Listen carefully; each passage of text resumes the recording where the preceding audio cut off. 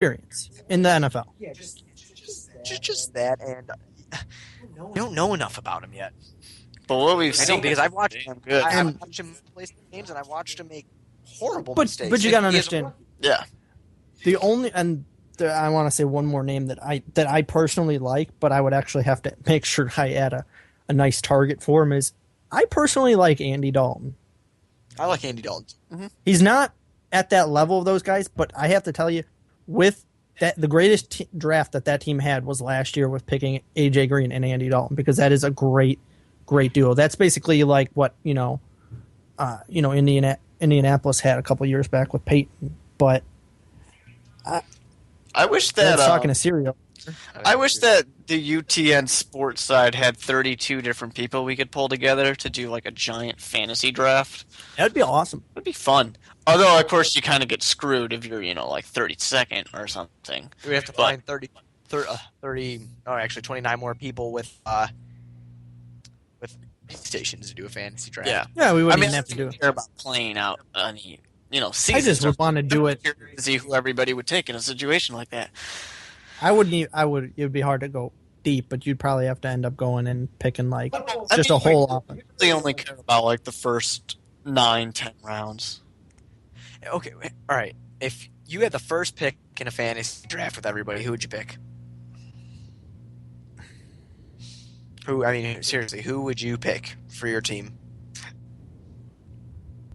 I would probably, if I had the first pick, I would probably go Aaron Rodgers.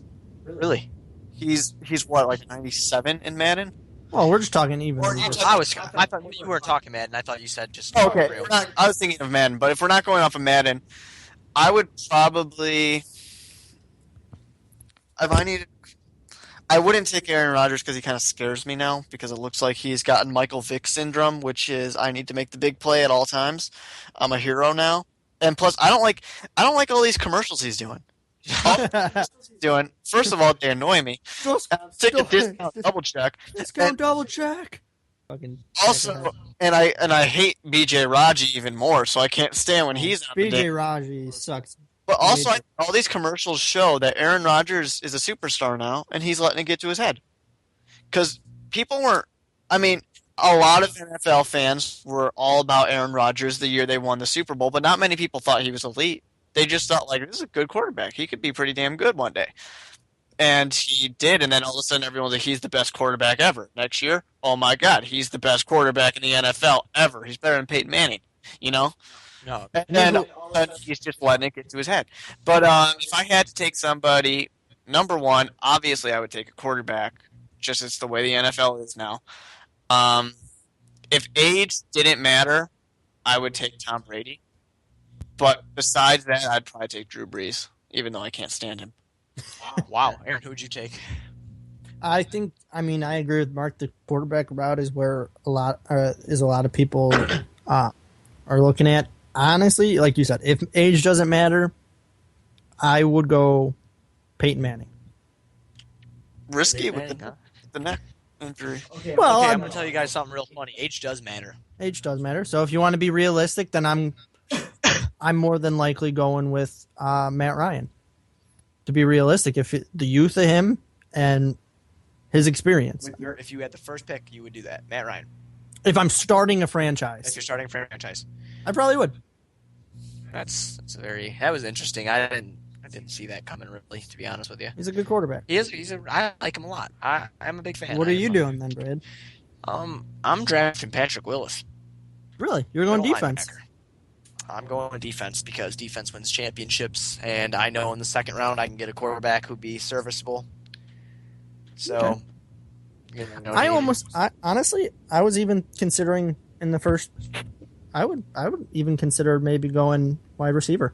I'd never go wide receiver with the first pick. Wide receiver, though. Just because I don't know who's throwing him the ball. And if you can't deliver the ball, it doesn't matter how good the wide receiver is. Fitzgerald. We've seen that with Larry Fitzgerald, exactly. Actually, you know who I would actually pick as my quarterback? I'm sorry. I should have waited till like maybe the 49th round. I could probably go and get like Matt Castle or, Kevin Cobb, John Skelton, Tim Tebow. That'd be nice. That'd be good.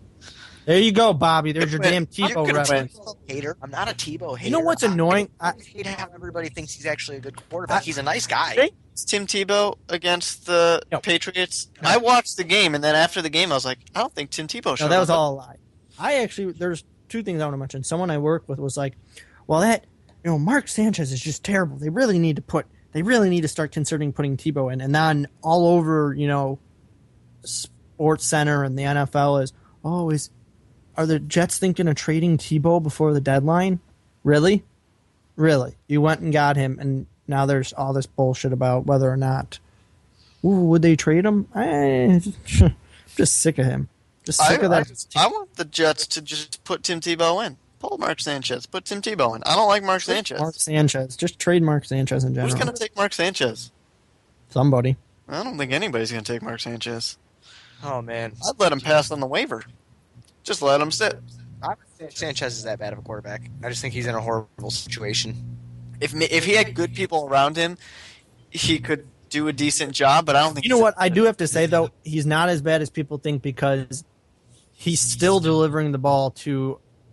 I want to say who the hell... Curly, Stephen Hill, and... Yeah, where was Curly on their roster at the beginning of the year? Was he their third or fourth receiver? I mean, he's made Curly have a pretty good year. I'm not a Sanchez hater at all. I think he's a decent. I just wouldn't want him as my quarterback. Got into a situation where the coach thought he was larger than life, brought it onto TV. Sanchez got a big head, and they made it to the AFC Championship game 2 years in a row, wasn't it? Yep. Bobby here with we need more Tebow talk. No, we don't.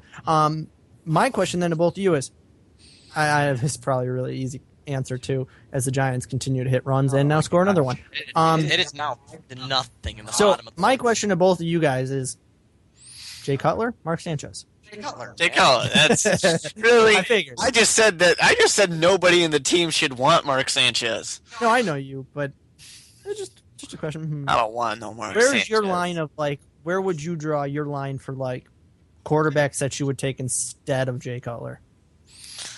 My line draw is probably at Matt Ryan. So that would probably be 6, 7? Just 7 area? because I like Cutler. I like his toughness. I'm a Cutler fan. I am a Cutler fan. I wanted to mention something. I don't know if he's. I don't know. Jay just gets on my nerves sometimes because I see all this talent in him and he makes really dumb decisions, and it doesn't seem to me like Jay Cutler wants to learn from the dumb decisions he does. He I doesn't do want like right now, though, that he's taking, and you never want to use the term game manager, but he's taking kind of a game manager role right now, and I think it's really working out, especially because Mike Tice is a terrible coach, and he's a bad offensive coordinator. Terrible person to listen to talk. Yeah, so, I mean, I like that Jay Cutler's just kind of sitting back and being like, hey, I'm not going to force it as often as I did early on. So let's just let my defense kick some ass.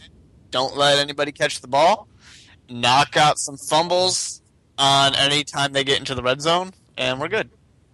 I see. Now, one thing I wanted to mention, and I should have put this on Twitter, but how funny is it to you that, I know it happened that the Bears played Monday, but how funny is it to you that a year, or now it's been 2 years, where MJD makes fun of Jay Cutler for not going back in the game and calling him out on that.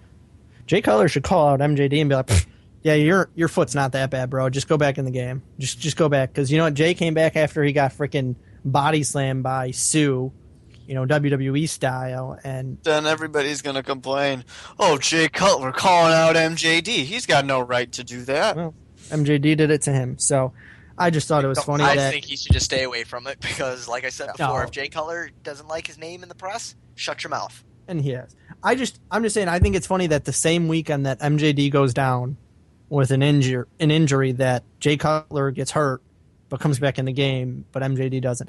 Shouldn't say that it's funny that he gets hurt, but another interesting fact for everybody: Barry Zito has now driven in one more run than he's allowed tonight, which is awesome because he's the starting pitcher and he's got an RBI.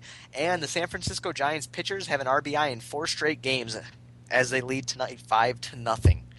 Your pitchers are hitting, you're going to win the World Series. Yeah, really. They're shutting you down and hitting the ball, all right. You never want to let the pitch. That's, you know how you know if you're losing in baseball or if you're doing poorly? You let the pitcher hit it. and let the pitcher get either RBIs or get on base. That's how you know you're doing I bad. mean, the pitchers obviously won't be batting in Detroit because they'll have a designated hitter. But I want to ask a question. I know both you guys sat there and watched the game. Do you feel that Urlacher looked to be somewhat back in that game? no. Really? He's I not don't, 100%. what does everybody mean back?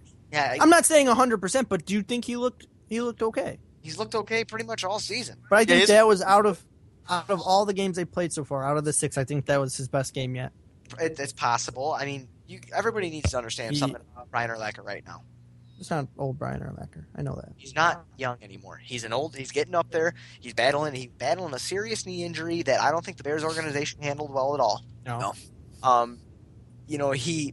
He's 33 years old. But I'm just saying, like, I'm looking at it, he had I think right now we're using Jay Cutler. We're using Brian Urlacher for his mind and his ability to move people and get them in the right position more than his athletic skiles. And his stats didn't wow me at all, but it's what you said last week, dude. He's quarterbacking the defense. Yeah. And that's why he's always done that, but as a player, explosiveness wise and being on the field, But you know what, though? I don't see it. He is your quarterback of your defense right now, and you want to know who has stepped up, and I said this to Brad yesterday. You know who has stepped up this year and started playing like Brian was Lance. Lance Briggs this year, I'm very happy with Lance. I think normally he's taken the the sidekick role to Brian, and He's trying to earn that paycheck that he wants. Exactly. Well, yeah. And I understand that he's trying to. I like Lance Briggs as a player, but I mean, I'm on record. I think I've said this before on our show. I don't like Lance Briggs as a person.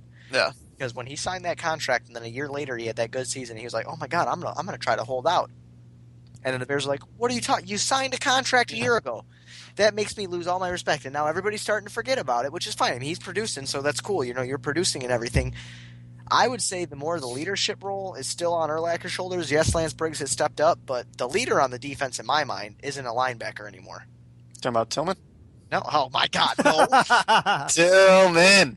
Oh, Little peanut. How does he do it? Every nationally televised game, he does something. But I mean, I'm telling you fans now that listen right now, you watch not a national televised game, he's getting burned by everybody. That's not. You know what though? I have to tell you, Julius Peppers is the leader on that defense. Oh yeah. Julius Peppers is the man. And as I'm looking in, he's a young kid. And I see if he can continue his level of play, a leader on that defense is soon going to be Henry Melton too. Oh yeah. Wait, Henry Melton's the one who took it on a. I think he quietly is with the young guys. He might be. I mean, he's still young himself. I mean, this is. But kind I think of his out of the young year. group, out of that the group that they put in when it's young, and like your Peppers and Izzy aren't in, that's your lead. That's your leader. I mean, he gets everyone riled up. But like we all said at the beginning of the year, and we're 6 games in, almost halfway through the season. We all said that the big key thing that whether or not was going to make or break the year was the health and the play of the defense. And probably the number one defense in the league. Right now, it's statistically the number one defense. They have the most takeaways, and they actually, I saw this too. They actually have the most, I think, sacks that they've had only 6 games through the year since, I want to say almost, they said 15, 20 years ago. It's the most sacks that they've had through 6 games.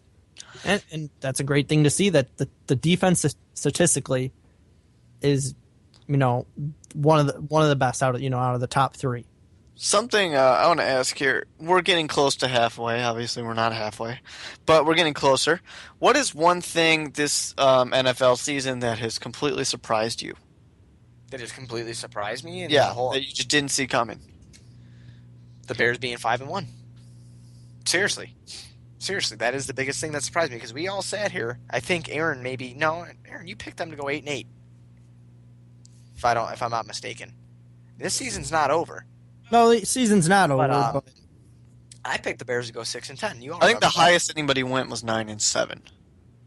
I think. I know it wasn't Kyle. I feel like I put them at 9-7. I think you did put them at 9-7. Yeah. And Aaron put them at 7-9, I believe, or 8-8. I'm sorry, 8-8. Because I mean, I didn't see it with the Bears. I didn't see that. They went and got Brandon Marshall. Everybody's talking about how great they're going to be, and the line, they played all right, and blah, blah, blah. The line still is terrible, if you ask me, number one. Yeah. You want to know what? The thing is, the reason they were so good last year is because the Bears were so bad.